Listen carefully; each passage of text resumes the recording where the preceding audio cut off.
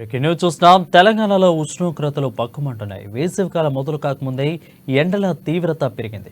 ప్రస్తుతం నమోదు కావాల్సిన సాధారణ ఉష్ణోగ్రతల కంటే ఏకంగా 2 నుంచి 4 డిగ్రీల సెల్సియస్ అధికంగా నమోదవుతున్నాయి.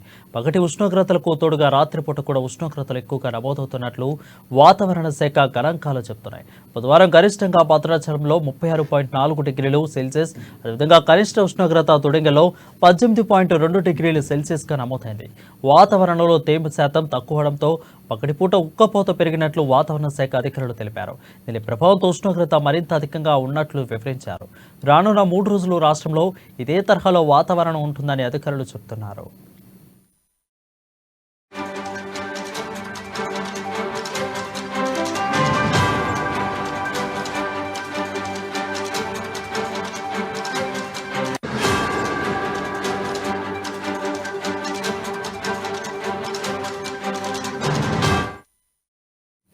న్యూస్ చూస్తున్నాం. తెలంగాణలో ఉష్ణోగ్రతలు పక్కుమంటున్నాయి. వేసవికాలం మొదలు కాకముందే ఎండల తీవ్రత పెరిగింది. ప్రస్తుతం నమోదు కావాల్సిన సాధారణ ఉష్ణోగ్రతల కంటే ఏకంగా 2 నుంచి 4 డిగ్రీల సెల్సియస్ అధికంగా నమోదవుతున్నాయి. పగటి ఉష్ణోగ్రతలకు తోడుగా రాత్రిపూట కూడా ఉష్ణోగ్రతలు ఎక్కువగా నమోదవుతున్నట్లు వాతావరణ శాఖ గణాంకాలు చెబుతున్నాయి.